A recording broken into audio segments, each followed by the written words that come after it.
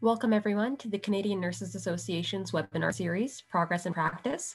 This webinar is titled Nursing Leadership for Planetary Health, Embodying the Urgency of Climate Reality. This session is being recorded for nurses who are unable to participate today.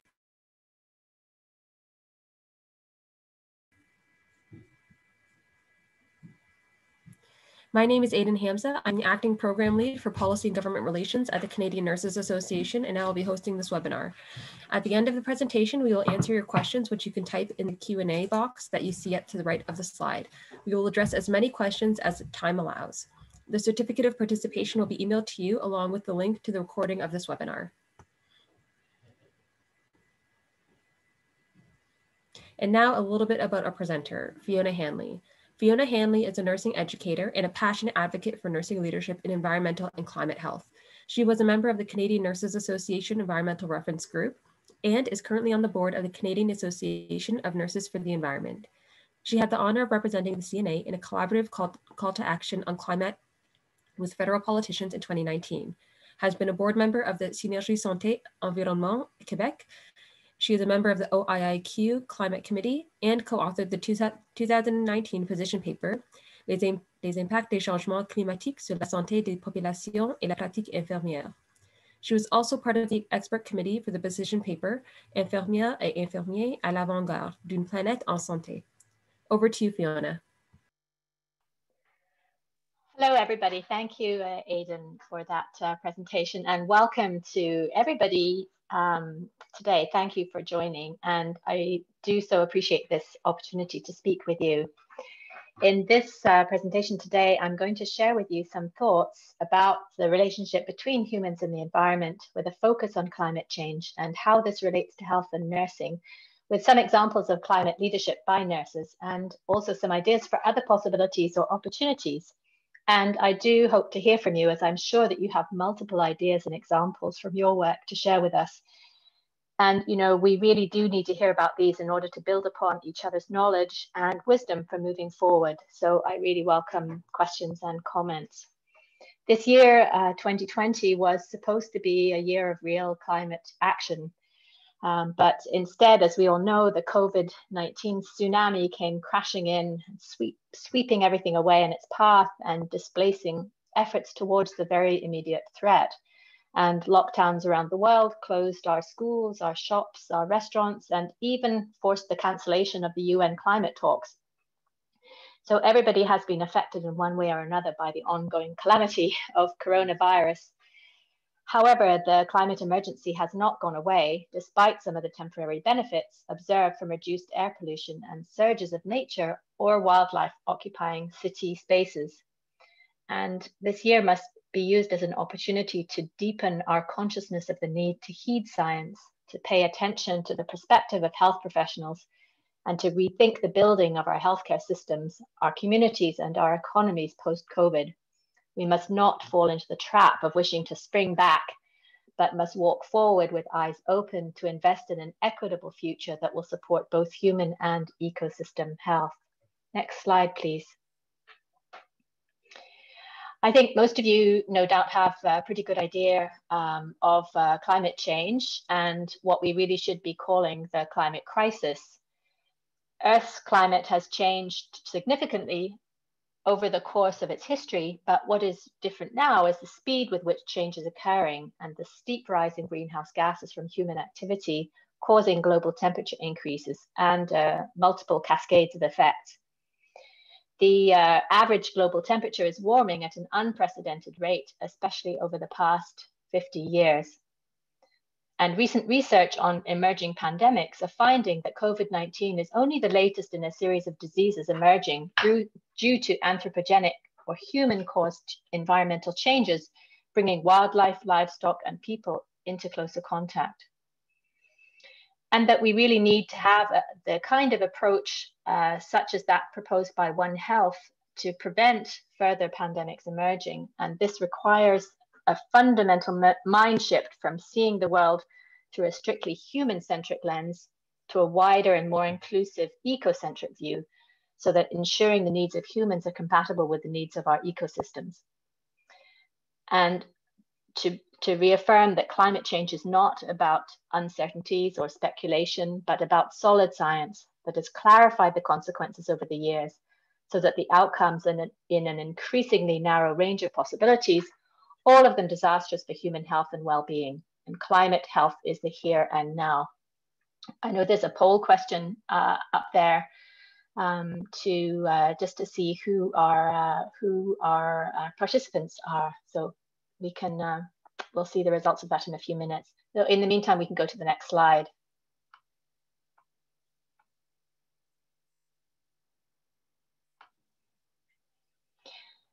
So how can nurses be instrumental in changing societal behaviors? I'm just going to move that out of the way. Structures governmental and healthcare priorities and policies that counter environmental and climate deterioration. We have all been waiting with bated breath for the arrival of the COVID vaccination, and community health nurses will certainly be involved in the massive campaign that is forthcoming. I am really hoping to make the case that you have no less of a central role to play in solutions to the climate crisis. And I hear that, I can see the results of the poll, that most people here are in public health, some in school health, and a scattering of other people in other kind of, so that's very interesting. Thank you for responding to that poll. In my teaching work, we've been discussing recently the idea of the integrality of the person and environment as a value of strength-based nursing that we use at McGill. And I think it's hard for all of us to fully grasp that intricate relationship between humans and physical environments, and that the influence that this has on our physical, social, and emotional development through the lifespan, but also the destructive powers of humankind on the environment to the point of the planetary crisis that we have arrived at. But we do need to acknowledge this in order to be able to start to think about solutions. And also to say that climate change is a symptom of a much larger systemic problem, a disturbance of all of the Earth systems over the past 150 to 200 years, with the increased capacity that we've had to harvest the Earth's resources that has brought, multiple, but I have to say lopsided benefits to human health and well-being. So things like increased life expectancy, reduced child mortality, reductions in poverty, travel, human connection, improvements in human rights legislation and healthcare and so forth. But that these human-driven changes have also profoundly affected planetary functioning. So we know that we are at the point of approaching or surpassing what are called planetary boundaries, or what Teddy Potter, a nurse academic in the US, describes as a multi-system failure, and that needs all of us to work on a collaborative community and shared effort in order to be able to find solutions to this issue. Next slide, please. I hope that there might be at least one Indigenous nurse on this call, and that they will know this statement from the Assembly of First Nations of Canada and of the challenges within Indigenous communities. And I feel that we have to recognize that through time, Indigenous peoples have felt a profound spiritual connection to the earth and nature, and that while Western societies took the path of exploitation and destruction to support increasing human wants and needs over the past centuries, Indigenous peoples around the globe have maintained this sense of connection, even as their territories have been diminished or destroyed. And that systemic environmental racism has heightened vulnerabilities of Indigenous peoples, so that Indigenous communities in Canada and elsewhere are disproportionately afflicted by environmental hazards and injustices. But we need also to heed the calls from Indigenous communities to make space for and honor their voices, recognize their wisdom, and learn from their resilience. Indigenous peoples are the experts on planetary health, and any actions moving forward must be in collaboration with Indigenous communities. We really need to work together in finding ways to rebuild our relationship with nature, and also to find the humility to accept that human life is only part of the ecosystem web. Next slide, please. We know a lot about prerequisites for health, and you heard about the ecological determinants of health from my colleague Andrea Kirkhope earlier this week.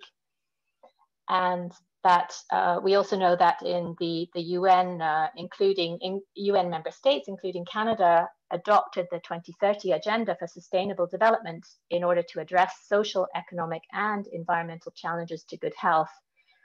But disruptions to these health prerequisites are already affecting the advances in global health and human well-being that I had mentioned, and are expected to drive the majority of the global burden of disease over coming years. And the biggest impact will be on priority populations. That is, those who are already at greater risk of health inequities and who are already overwhelmingly affected by environmental disruption and pollution, including, of course, the generations that are not yet born. Air pollution and heat are two of the major health concerns linked with climate in Canada. And many of you are certainly very familiar with seeing increasing numbers of patients or clients or communities experiencing respiratory problems or who are at increased risk for heat stroke, for example.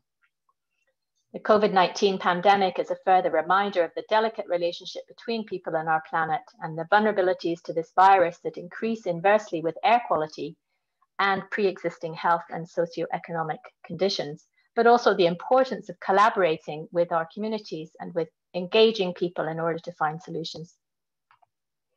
Next slide, please. So just a quick few words about the situation globally. I think probably most people know that the Earth's average temperature has shown a rise of about 1 degree higher than pre-industrial levels, and that these levels are actually even higher in polar regions, even up to a rise of about 3 degrees in northwestern Canada. So perhaps there's somebody in the north on this call and is witnessing some of these fast changes. One of these really shocking things that happened this summer was the last Canadian ice shelf that collapsed along actually with the research station from Carleton University due to exceptionally high temperatures in the Arctic. Luckily, because of COVID, the researchers were not there at the time. So even if this 1 degree increase sounds fairly slight, it does reflect a really major change in combined surface and ocean temperatures with patterns of global warming and also some localized hotspots. And this is primarily driven by human-induced greenhouse gases from fossil fuel consumption. So things like coal, gas, and oil. Perhaps some of you in Ontario might have been part of the RNAO, which was, or are part of the RNAO, which was really instrumental in pushing for the coal ban for electricity generation in Ontario in 2015. If you are in Alberta, you know that a lot of electricity from there is from coal, but that public health groups have lobbied with actually success in the planned phase out of coal for 2030. And that their case about health costs from poor air quality really helped to convince the government of the importance of reform. Although I know that there are actually plans to expand some of the coal substantially in the province. So there's a lot of work that still needs doing on your part. And also just to say that 2020, we're not quite sure if there's a new above average temperature record, but certainly there were above average temperatures recording all over the globe. And I have to say as well that you know, you who live in northern communities are finding roads sinking into the melting permafrost, the disappearance of sea ice. So that, you know, these are some of the really multiple climatic and environmental effects that are threatening infrastructures, social and political stability, and healthcare systems that are themselves already pushed to the brink. Just a quick other note that the UN Climate Conference in Paris 2015, you know, nurses and health professionals in general really pushed for health to be recognized as central to these talks and had certainly a major influence on the Paris Agreement, setting the framework to limit global temperature increase to below 2 degrees. Next slide, please.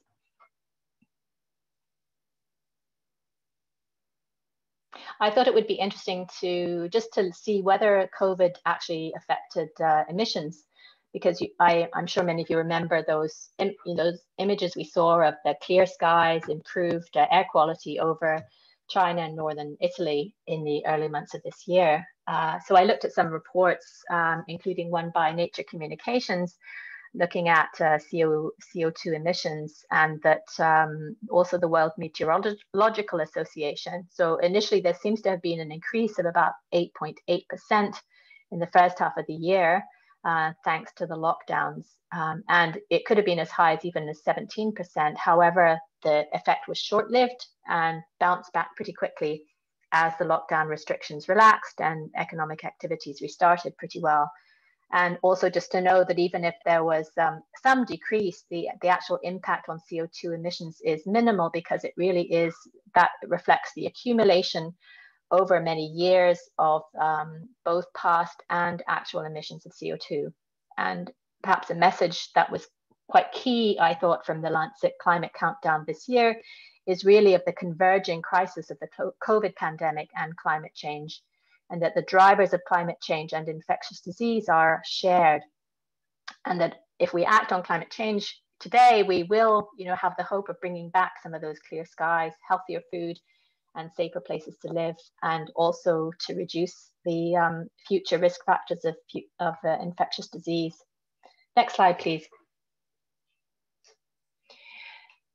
I have to say that we don't have very much to be proud of in Canada, and that despite the rhetoric, we have continued our path of bad behavior. The latest edition of the Climate Change Performance Index, published just a couple of weeks ago by Greenwatch, the New Climate Institute, and Climate Action Network International, classifies countries in terms of greenhouse gas emissions, renewable energy production, and other things. And Canada on this comes in as the 4th worst climate performance in the world, beating Iran, Saudi Arabia, and the United States. We are the biggest per capita energy users, #1 in the world, and there's no glory in this first position. You've also probably seen the announcement last week by the federal government's ambitious new climate plan, which includes a substantial jump in the carbon pricing. So this is really, I have to say, a big change in creating the type of action we really do need to see if we have any hope of curbing emissions and improving our score on in future estimations. There's another poll question, and we'll go on to the next slide while people are completing that poll. So just a couple of words about the situation in Canada, where we are actually warming at twice the global rate, and as I said, even higher in northern regions, including the prairies and northern BC. And that these increases in northern Canada will continue to warm over twice that of the global rate, as those of you who live in these regions will probably be well able to testify. Temperatures have certainly increased in all regions of Canada, and also in the surrounding oceans, with greatest warming in the winter. There are also extremes of precipitation and cold, and perhaps if you are familiar or live in St. John's, you might recognize this picture of the epic snowfall that hit last year. The latest Climate Canada Countdown emphasizes the inequity of climate change, and that older persons, those of low socioeconomic status, and racialized people living in Canada face a greater burden of the impacts of climate change on their health. I see that, that's great. So, so certainly quite a big number of people are engaged in climate or environmental work within their community. That's really, really encouraging, and there's certainly plenty to do. I'll go on to the next slide, please.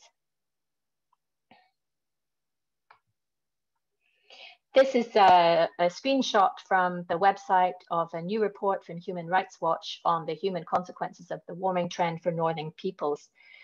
And with a very poignant title.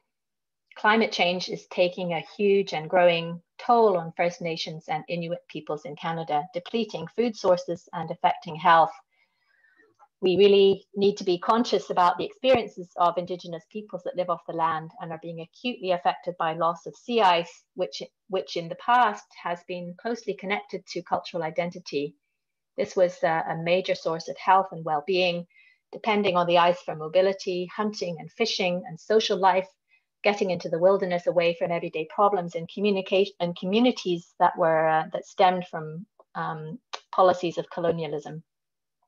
So we really do need the Canadian government to take much stronger action on climate. Next slide, please.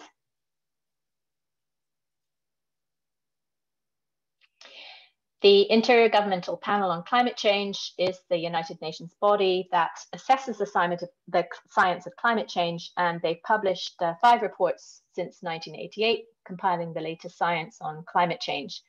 And I just wanted to mention the most recent special report from October 2018, which warned of the shrinking window for serious action to be taken, and that emissions need to be cut in half by 2030 and to 0 by 2050 to prevent a possible warming up to 3 to 4 degrees or even more by the end of the century.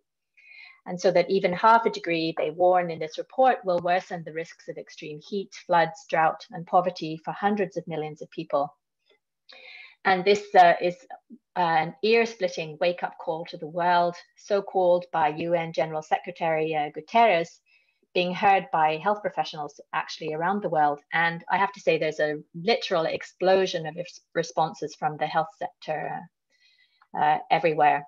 Hard to actually keep track of what's going on. So next slide, please.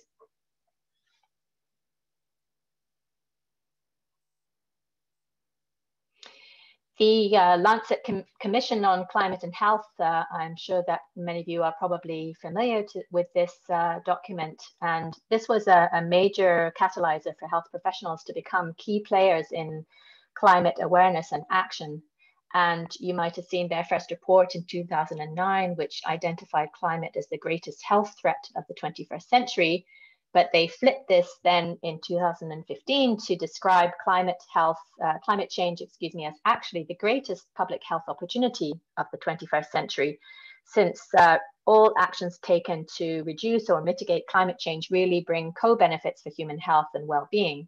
So if we think of the way that we are, we can redesign our cities to become more walkable with better tree canopies, promoting accessible active transport, that really helps to reduce air pollution and reduce heat islands, but also to reduce incidences of obesity, diabetes, heart disease, and heat stroke.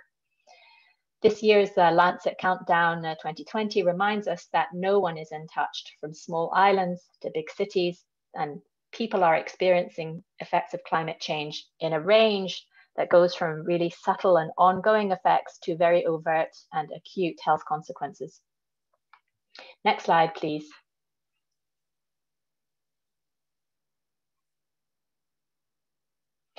The climate crisis affects all the basic necessities of life: the food, the air, the water, and the shelter that we all depend on.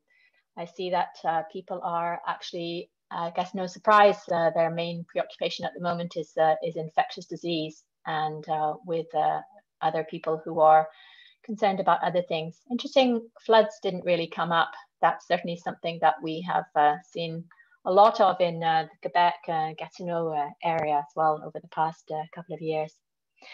So some of the effects on the physical and mental health of Canadians, there's this very nice graphic that the Canadian Nursing Association produced a year or two ago, that we are seeing wildfires, smoke-laden air, floods, emergency evacuations, power shortages, food insecurity, insect-borne diseases, extreme weather and heat waves all becoming more frequent and more intense as the temperature rises.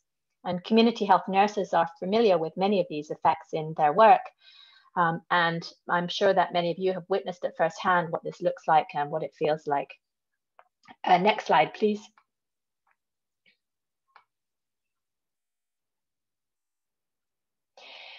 This is a map from the Canadian Medical Association from after the Canada Countdown of 2019, and I thought it illustrated really quite nicely, although it's not 100% clear, some of the health risks associated with climate across Canada. And those of you who are living and working in these regions really, I'm sure, understand this at a very deep personal level, and each probably have your own story to tell. Canadians are certainly at risk for both direct effects, so things like extreme heat and weather, and indirect effects as things like infectious diseases, Lyme disease being one of those. You can see the big, the mite here, the tick. I mean, water and food contamination, loss of income, and socioeconomic effects as a result of climate effects. The degree of risk certainly varies from one region to another, but also in terms of these socioeconomic statuses. And as well, what's really important is access to support networks. And Northern Indigenous communities are at particular risk, as mentioned. So things like flooding in the prairies, in the Quebec and the Maritimes, I should say, forest fires in BC and Northern Alberta, droughts in the prairies are all having really important effects on the physical and mental health of Canadians, as well as robbing them of their livelihoods, of their sense of place, their ability to plan for their lives now and in the future. And we do need to hear more about these experiences from nurses and learn about also adaptation and resilience for these effects. Next slide, please. These are very busy graphics, but I just took them directly from the 2020 countdown, Canada Lancet Countdown on Climate Change and Health Policy, which was just launched a couple of weeks ago here in Canada. And it really highlights two main effects of climate change in Canada, and that is heat and air pollution. So we're seeing the increased burden of heat on Canadians with, as they say, in 2018, something like almost 3,000 heat-related deaths for those over 65. And when we see that, as per Health Canada, there's over almost 15,000 premature deaths per year in Canada that can be linked to air pollution. So when we look at the 13,700 or so deaths from COVID in Canada up till now, these are not insignificant numbers. And we know that vaccines will bring relief from COVID, but there's no vaccine against extreme heat and air pollution at this point. There's another poll question coming up. Next slide, please. COVID-19 brought really a new focus on the importance of robust healthcare systems in the situation of a global crisis, and also the central role of nurses, but also in the need to really find long-term solutions to reduce environmental impacts and improve the resilience to shortages. And ironically enough, the healthcare sector is actually an important contributor to climate change, both directly and indirectly through energy, water, food, transport, large volumes of waste, of air, solid waste, etc. I don't know if you know Healthcare Without Harm, which is an organization created in the mid-90s in the US and now has an extensive global membership that aims to, as they say, first do no harm and find solutions for healthcare sustainability. And their report last year made the first global estimate of healthcare's climate footprint and found that, among other things, that Canada has the third highest per capita emissions from healthcare in the world. It might also be interesting for you to know that they actually launched a healthcare climate challenge that has something like about 200 institutions in 31 countries joining to plan to find ways to reduce their carbon emissions. But a few of these are in Canada, so there's still certainly plenty of work to do. I see in terms of health effects, cardiac respiratory disease, mental health effects, Indigenous health, infectious disease. So yes, all these things are certainly of concern across the board. So we have plenty of work to do. Next slide, please. Nurses in Canada and abroad are responding like never before to calls for action on climate change in so many different ways, both personally and professionally. So it's also actually hard to keep up here with everything that people are doing. And nurses in community health have so many opportunities in working with people where they live, work, play, and worship. Community health nurses are the ones that are out there trudging about in all kinds of weather, who know your populations, sometimes developing relationships over many years. Community health nurses go into people's homes and communities. You can observe directly how lives are affected by heat, floods, infectious diseases, air quality, allergies. You are the ones who see the mold on the walls. You feel the heat or the cold or the damp. You see the parks and the playgrounds or the busy roads. You know about the community services available to people and what is actually lacking. You are also witnesses to the full breadth of the human experiences of health and illness, from preconception to death, with multiple opportunities to collaborate with individuals, families, and communities to promote healthcare for patients and provide really reliable and understandable information on risks and benefits. You have the opportunity to work with people at the highest risk of extreme heat, the frail elderly, the isolated, people with substance abuse, physical and mental health challenges, those living in inadequate housings, in shelters, and communities at risk. You are the ones who assess risks and connect populations with resources or advocate on their behalf. And you have a crucial role in providing education and information in communities about things like health-related illness, infectious disease protection and prevention, water quality, food safety and security, but also working with priority communities or high-risk groups on preventing or adapting climate events. And there are certainly multiple opportunities for incorporating information about climate and health into education for young families, pregnant women, the elderly, marginalized populations. And I think of Kathy Crow, for example, who some of you might know of. She's a street nurse, and also Ryerson Prof, who's worked for over 30 years with the homeless in Toronto and has more recently seen the need to advocate for the homeless during climate events and heat waves, and working to provide accessible cooling centres for the homeless with food and shelter and designated public spaces for people to go to in the face of continued evictions or unsafe housing. Next slide, please.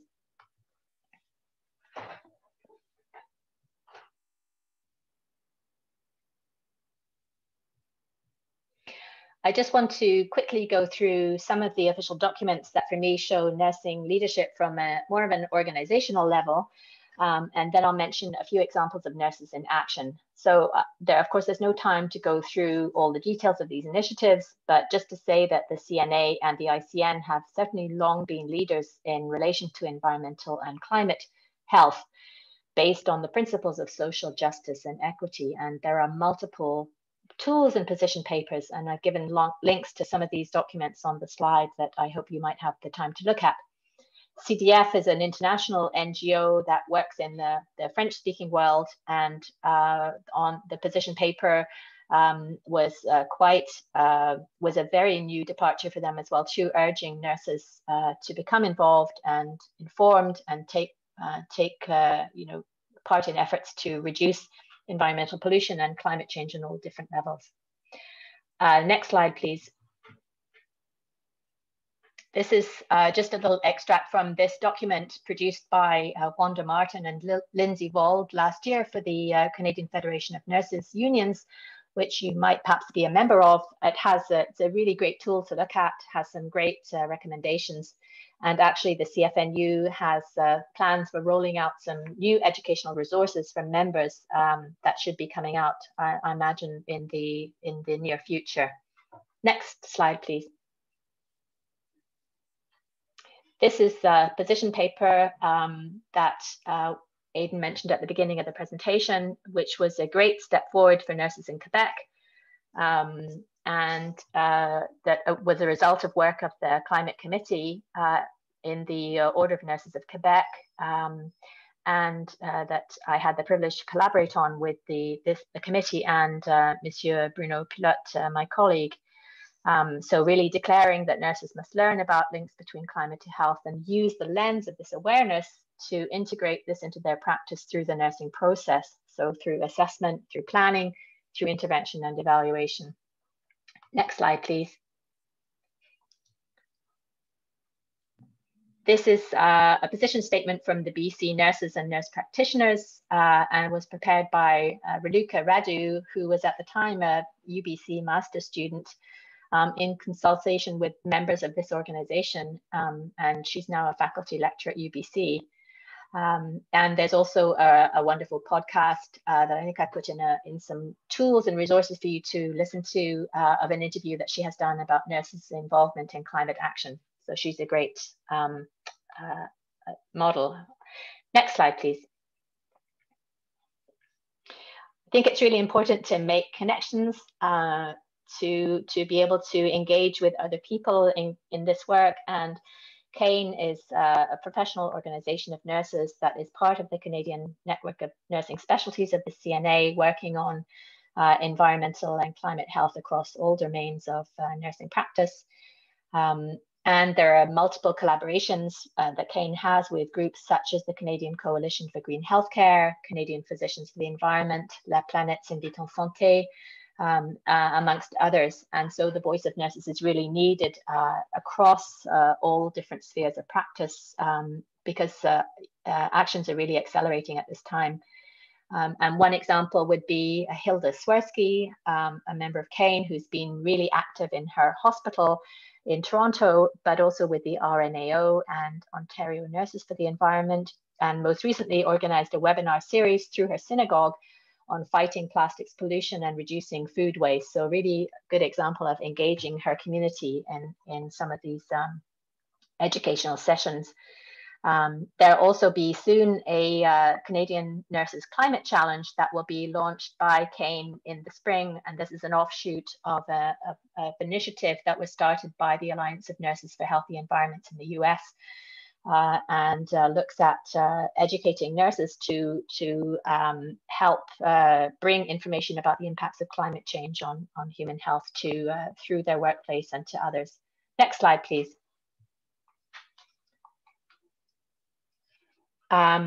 So this is a picture that Marilyn Tovar sent me, and this is I'm just going to tell you a little bit about some of the work being done by other nurses in Canada and the US, and I think it's really important to give some recognition to their extraordinary efforts and creativity and determination. And so I'm only citing a very few of many of the efforts that are ongoing, and I'm sure that you probably yourselves have lots of examples and ideas to share, and I'm hoping to collect some of these ideas together. So just the tip of the iceberg, really, in highlighting the work of some of our colleagues in public and community health. Marilyn Tovar and Jessica Madrid are both nurses in Haida Gwaii, Northern BC, and they've been leading the push for a community-owned rooftop solar panel project initiative for their local hospital to try to reduce dependence on diesel fuel. And this was in collaboration with Rob Baxter of Vancouver Renewable Energy Co-op. And so Marilyn has also rallied the support of multiple other organizations in this initiative, including the local village council. And Jessica is the president of CAIN and also a nurse at the Skidgate Health Centre on the Skidgate Reserve, and is very actively involved in initiatives aiming to increase capacity for local traditional food sources instead of the food that has to be shipped by ferry from the mainland, which is 6 hours away. And so she's part of the community health representatives, nurses, the youth center participants, and elders that often get together for educational sessions in harvesting, as well as preserving traditional foods. And they have a large community garden on the grounds of the health center where staff work with community volunteers to grow a variety of fruit and vegetables. Next slide, please. This is a photograph of Marge Milburn with her dog. She's a public health nurse in New Brunswick, Canada, has done actually some really, really amazing work in the field, specifically of children's environmental health and climate. And I actually met her at a conference in Fredericton a few years ago at a time when she was really working on educational initiatives in schools on children's environmental health. So she was very, very innovative in using a combination of science and humor and theatre in her educational sessions with school kids. So was really quite, I was very impressed by the work that she had done. And she has worked with a group called Team Nurses New Brunswick on a multitude of environmental health issues, and with another really important leader in this field, Bonnie Hamilton Bogart, who's a policy advisor and nurse. And they're both actually currently piloting an environmental bill of rights for children, and focusing at the moment on getting this legislation in front of legislators there in New Brunswick. Next slide, please. This is a couple of images from British Columbia again, and on the right is a poster that was created by Helen Boyd. She's a nurse educator and specialist in addictions counselling, who actually for 10 years ran a mobile health unit for the homeless. and then went on to found the Comox Valley Nurses for Health and the Environment on Vancouver Island, and has organized multiple projects and events with the Comox community and her students there. So one of these is the Climate Drawdown, which she organized with her students to engage the community in finding solutions to climate on a local level. I'll talk a bit more about the Project Drawdown in a bit, but she really took this and worked on it with her community and really engaged loads of people in this initiative. I've also just put a link to a podcast by Jessica Madrid, previously mentioned about her work in Haida Gwaii, and this is from an initiative in the US, this podcast series, but highlighted Jessica in this case. Next slide, please.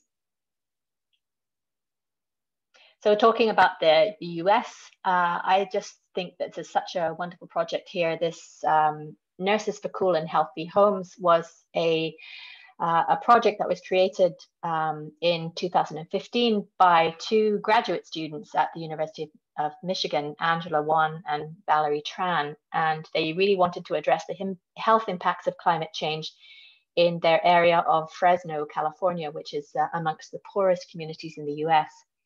And they won a first place in a contest by Healthcare Without Harm for their project, which was to create an environmental assessment checklist for public health nurses to use during home visits with new mothers and babies. And they also collaborated with the local gas and electric company to create a resource toolkit so that nurses could educate their clients and make referrals based on the findings from this assessment tool. And that the health department formally adopted their tool and has continued to train public health nurses to use this so that all new home visit clients receive a home assessment with an emphasis on extreme heat safety, education on resources, and follow-ups to keep track. The other story here is Jessica Leclerc, who is a community health nurse, who was a community health nurse working in Madison, Wisconsin, and found increasing problems with children missing school due to asthma symptoms and other breathing problems. And she found that they were living in apartment buildings which were literally sinking into the ground, constantly flooded when it rained, with water containing things like mold and bacteria and sewage and agricultural chemicals. And because there was very little affordable housing, residents were choosing these apartments over sleeping in their cars. And they also didn't want the buildings inspected for fear of eviction. So Jessica met with city engineers who informed her the high waters were maintained to please lakeside property owners.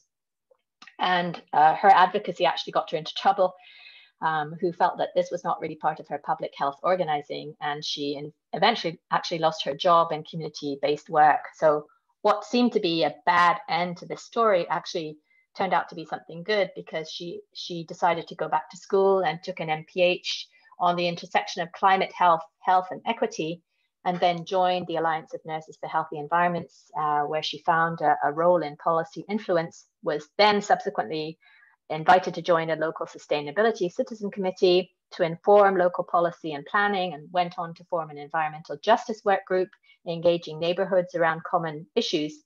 So as Jessica herself said, that we really need public health leadership that understands the full scope of public health nursing practice and supports nurses who are organizing for environmental justice with frontline communities, so nurses can continue this type of work as part of their practice and don't have to leave their jobs in order to work on policies in this area. Next slide, please. Another project came to my attention from the Global Nurses Climate Change Committee, organized from this same Alliance of Nurses for Healthy Environments, which you can be certainly a part of. I put a link to this in my tools and resources document. And Roxana Chicas is a postdoctoral nursing fellow at the Emory School of Medicine in Georgia, focusing her research on environmental exposures and occupational health hazards amongst immigrant agricultural workers. She looks at some of the occupational induced indicators of heat stress, so things like acute kidney injury, which results from this, and looking also at the type of interventions to health, which will also help improve work performance. And I've put a link to the video in her work in the slide. So I think this this gives a really great message on the importance of humanistic nursing research, addressing social justice issues in the community, and also the power to affect meaningful change. And certainly this is in California, but we have quite a bit to learn about this in Canada, where we also depend on workers from Mexico and Central America to work in our fields. Next slide, please. And just a few words before I end on personal actions that I really feel can have a powerful influence on other individuals, families and friends, communities, and even can extend to national or international levels. And I think it really starts with bringing this environmental consciousness into our everyday lives. So really using this as a lens through which we see the world and our work, and that will, influence the type of actions that we take, both on a personal and professional level.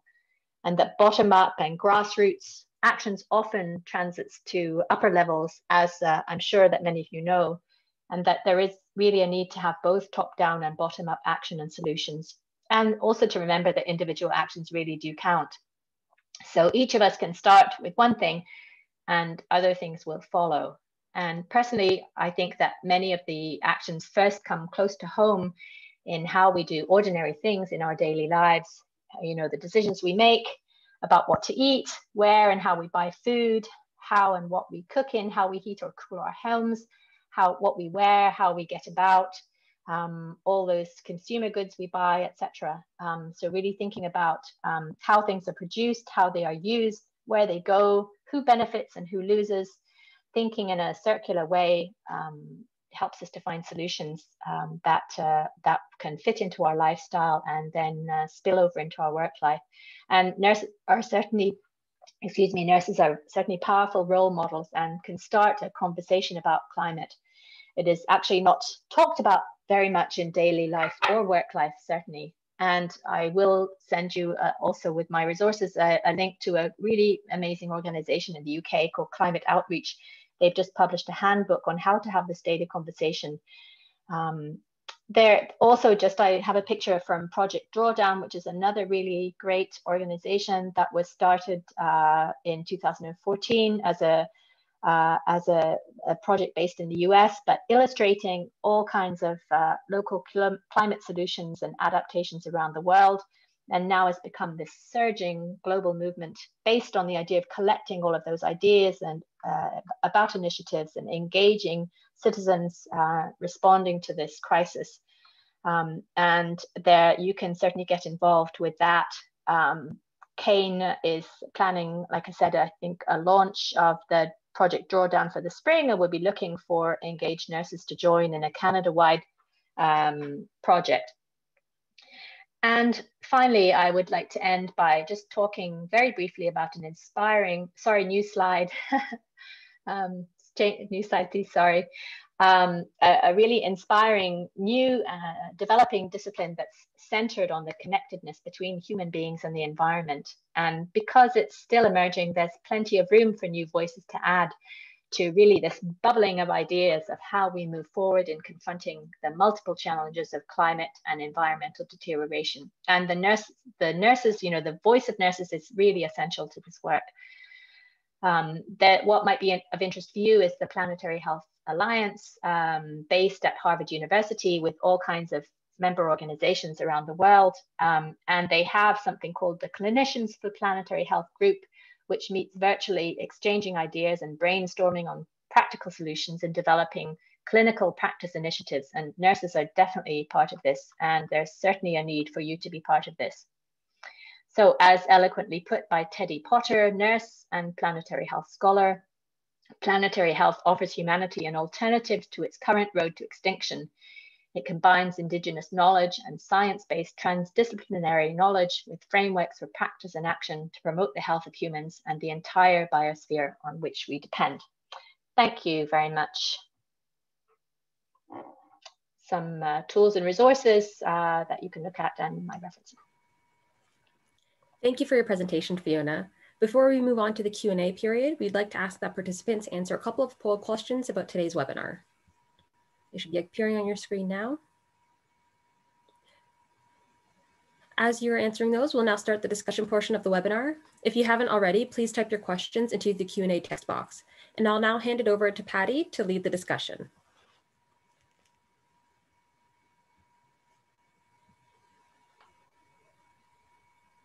And I would say, actually, do feel free to contact me. I would be very happy to hear from people, and I'd welcome you contacting me through my email. Thank you. Good afternoon, everyone. My name is Patty Golly. I'm a representative of the Ontario Association of Public Health Nursing Leaders, and I'll facilitate the Q&A. Thank you, Fiona, for providing an inspiring, informative, and very practical presentation this afternoon. It aligned nicely with Andrea Sherkop's presentation on Tuesday.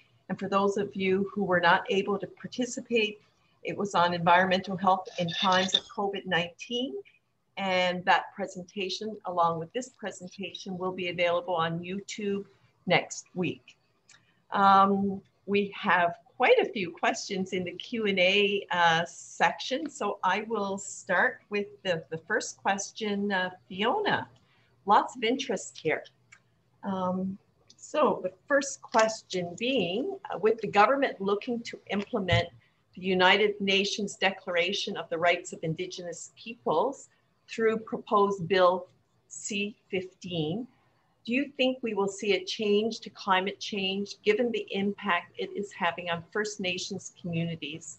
Or do you predict there will be a need for further advocacy specific to climate change? And this question comes from Lacey Van Every. Hopefully, Lacey, I pronounced your surname correctly. I apologize if I didn't. Fiona.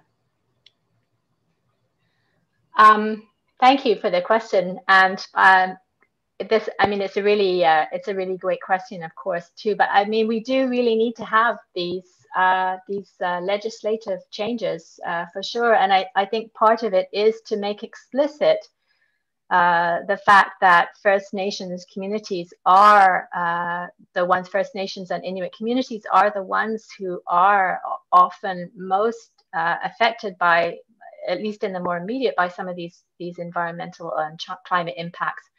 So absolutely, I think that will make the change in terms of making it explicit. Is it going to solve the problem?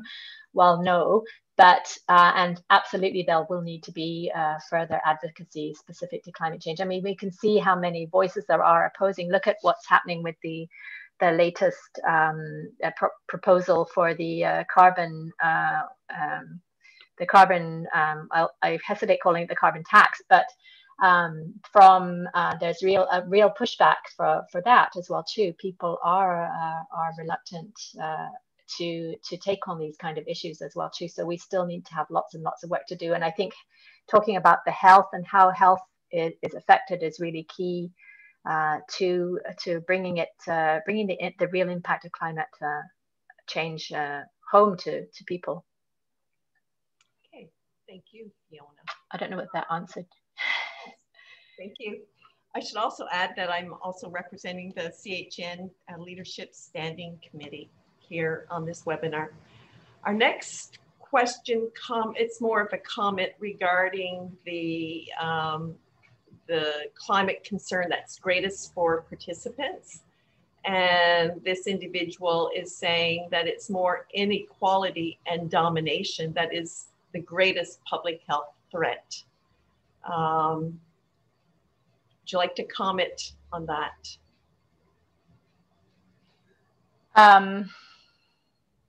The inequality. Well, I mean, yes, for sure. All of us are, as I said, all of us are affected, but this is really a big issue about inequality and certain communities who are at much greater risk related to, yes, racialized communities definitely are at higher risk, Indigenous and First Nations communities, like I mentioned as well too. It definitely is something that we do need to be aware of and to name and to talk about and to recognize.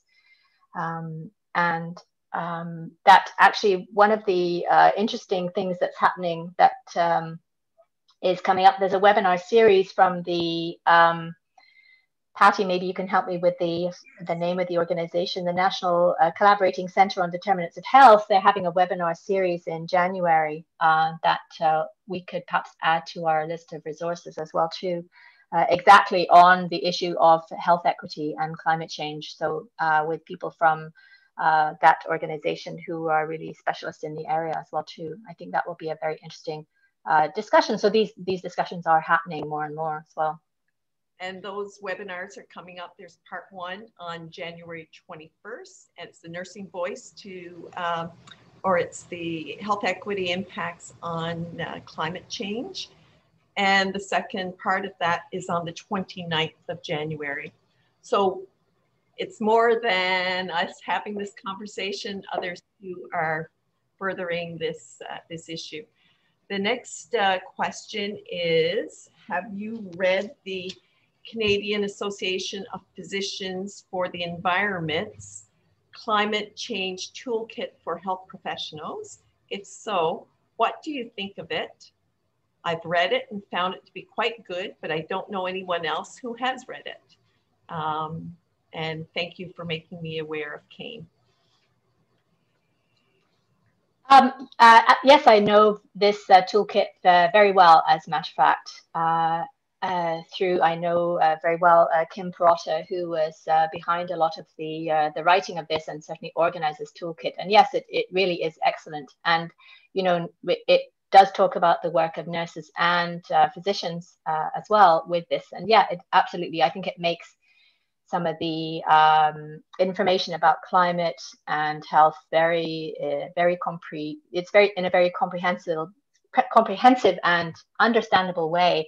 So yeah, I mean, I don't know how many people have read it or used it, but I think that certainly I see Joseph, you know, it's a great tool for you to use and to tell other people about and to use yourself, you know, if you want to bring some of this into your workplace or into your community, it's certainly up there for people to be able to use and to give examples of some of the work that's going on. So absolutely. Thank you. And is there a date for the Supreme Court of Canada for when they need to make a decision regarding the carbon tax? And this is from Joseph Hilty as well. Yeah. Okay. Yes, actually, I see there's a few questions from him. Honestly, I'm not sure what the date is. Quite honestly, I'd have to look at that. But I guess just to take the opportunity to say that, you know, climate change, of course, it's a non-partisan issue, but it really has been used as a political issue. And I think it's really important to be aware of these kind of things and to, you know, because the other thing that I didn't mention in terms of our actions is, of course, being politically aware and knowing that when we are having elections at whatever level it is, municipal, provincial, territorial, or federal, that we really do take the opportunity to lobby or to speak to our local representative, to share our concerns about climate and environment and health with them from the perspective, you know, using our voices as nurses, because people, you know, when we speak to politicians as nurses and health professionals, they do pay attention to us, they do listen. We are a credible voice. And using, for example, things like that climate change toolkit or some of the other resources that I mentioned is really going to be helpful in that. And also to put in a little plug for the CNA, every time there's going to be a federal election, they do an analysis on the positions of different federal parties. And so that's always a really good resource to have a look at. They kind of take a dispassionate look at what the different platforms are. And certainly in the last federal election, climate was one of the issues that were analyzed by the CNA in terms of being able to make a decision on who do we vote for. And who do we need to speak to and to about these kind of issues? Thank you to both Fiona and Patty for such a great discussion. We really, really appreciate your time. Fiona, thank you for the great presentation, and Patty for facilitating such a great discussion. Oh, it was my absolute pleasure. Thank you so much for this opportunity. And like I say, people can feel free to, continue the conversation and contact me if they would like to. Thank you so much. Perfect. And we hope that this session helped stimulate all of the presenters here your thinking about leadership in climate health. You can access the recordings of our webinars by visiting CNA's YouTube channel. If you haven't already, please consider registering for the next webinar in January, titled Deprescribing for Older Adults, The Keys to Success, which will be held on Tuesday, January 26th from 12 to 1 p.m. Eastern Time. Thank you for participating today.